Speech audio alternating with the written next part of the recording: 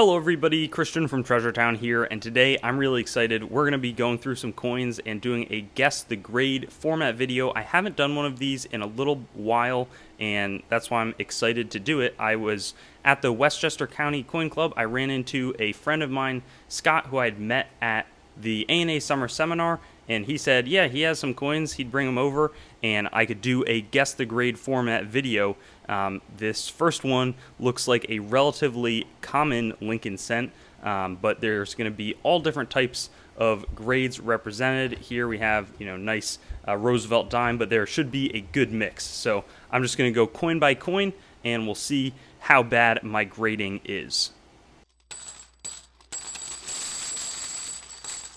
So on this first coin, let's see, and I have to cover up what the grade says, obviously. 1969D, it looks like. I thought that it was a little bit of an interesting strike because it looks like it's circulated a little bit, though there can be some interesting cases where I've seen like low mint state brown Lincoln cents that do look circulated and they're not, but it looked like it was like an underweight planchet. So my guess is going to be, maybe I'll say like an AU58 underweight planchet.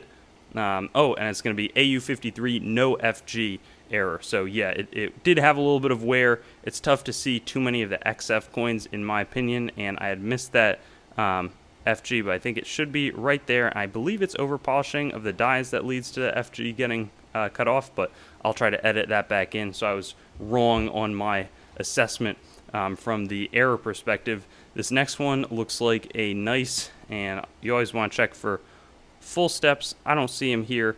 On a Jefferson nickel, looks a little bit proof-like in some sense, but let's see how I do with this one. My guess, I'm going to call this a 65 proof-like. That's what I would be. Oh man, so it was a special mint set, mint state 66, and I definitely should have been able to see that, but I wasn't thinking, and I got caught up, tripped up there. So always remember, special mint sets ran from 1965 to 67. There was also a limited number that were produced in 1964, where the coins are worth thousands each. Now this next one is a steel cent. At the moment, my guess is it's going to be from 1943. Always want to look out for the 44. But this one, to me, looks like a straightforward, I would say either 64 or 65. But let's see, take another quick look at the back. I'm going to go with mint state 65 on this one, and it's going to be a sample slab mint state 64 by NGC. So sample slabs, often they won't even have a grade, and it might be they're just encapsulating a bunch of coins to sort of show off the holder. I've gotten them for some interesting events I've attended. Sometimes they commemorate like a show specifically, but here's a nice 1943. Probably the slab doesn't add too much value, but nice to be able to get a sense for what a 64 looks like. Maybe it didn't quite have the pop that you'd want a 65 to have. After that, we've got this nice looking seated Liberty $50 with the arrows, 1853. And, I always say like this sort of exposes my bad coin grading, but it sort of gives an opportunity for other people to take a look at the coin before I flip it over. Or show off the grade.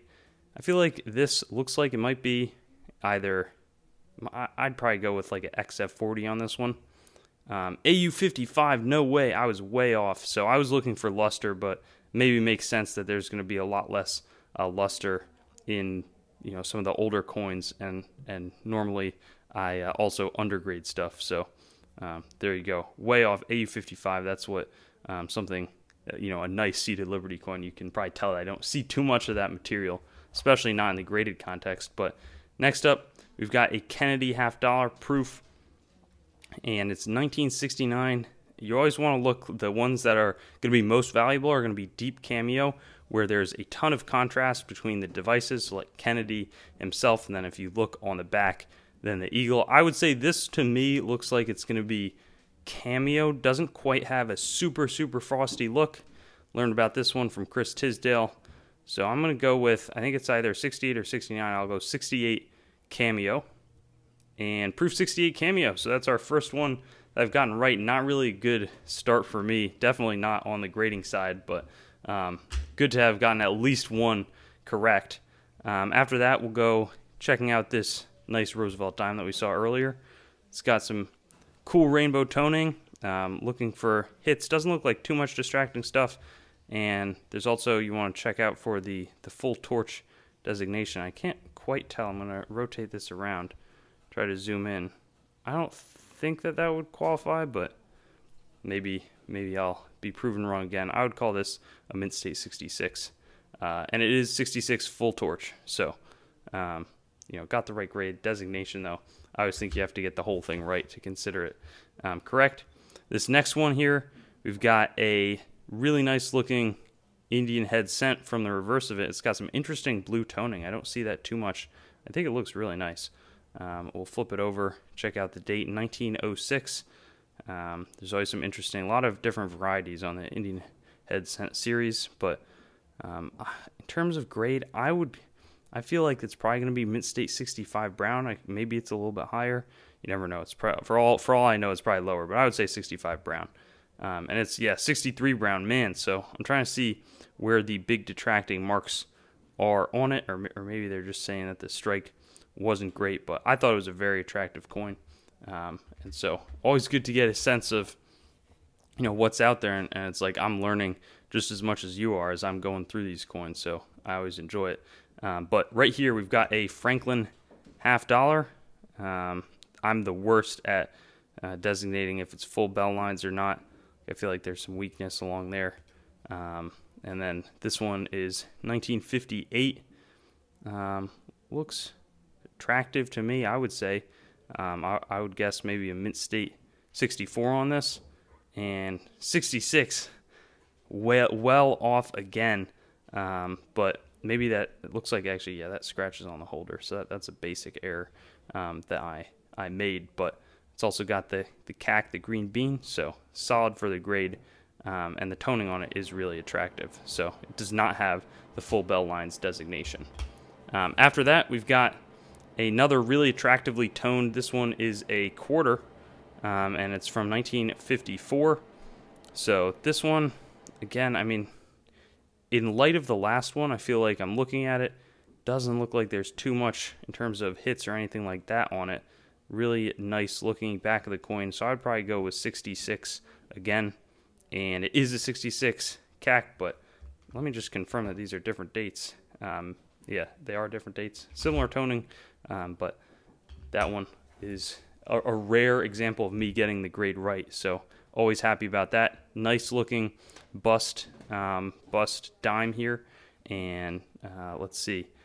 I'm always challenged when grading this sort of stuff. To me, I'm not seeing any wear. I think that this one is Mint State, and I'd probably place this, I'd probably call it like a Mint State 62, but we'll see what they said.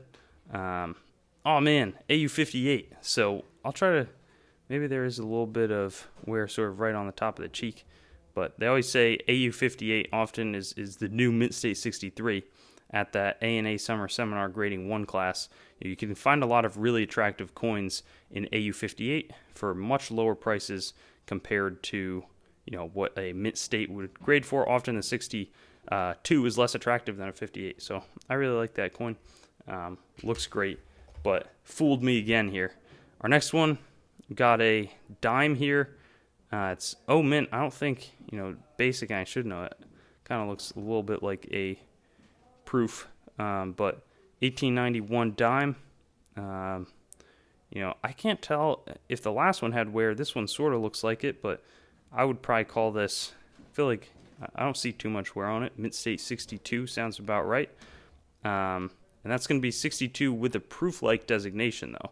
So I don't know if that's rare. I'll be interested to sort of see if there's any price history on a coin like this, what a proof-like designation. And that's probably going to be one of the earlier ones off the dies to retain that proof-like. But interesting, super cool. Not a coin that I would get to see every day. So our next one up, this one looks like a trap coin in terms of me coming out with a grade that's way off, but 3-cent silver. I think that these were the small circulating coin out there. 1851 was the first year that it was produced. And, this one, similar to the last one almost. and I'm trying to tell if there's wear on this or if it's just not like a super attractive, in my opinion, coin, like for being mint state. Yeah, I'm not totally sure. I would say probably either AU58 or mint state 62 sounds about right for this. But I would probably guess AU58, maybe a little wear on the top, but I really don't know. Okay, 62, so I missed it again. Definitely a nice coin, but mint state 62 generally, 63. If something's at 62, there's probably something a little bit detracting from it. I think you see a little hit below the date there, as well as on the other side. But I say 62 can still be really nice coins to collect. I always try to say, and I've heard like 61, 60, you're probably better off at that point finding a nice AU58 with attractive eye appeal, or trying to bump up to and pay a little bit more for a 62 or a 63. Next up, we've got a Morgan dollar.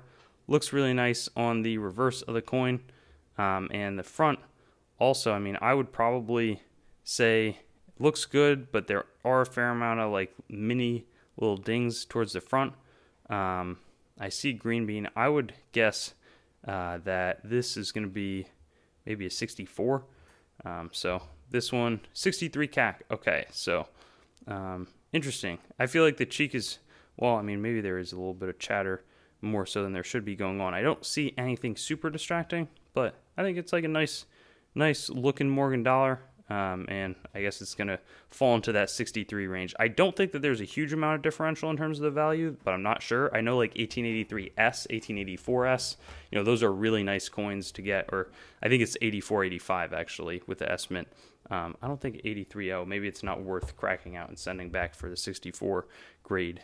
This next one looks like a proof to me. 1859, wow, that is pretty.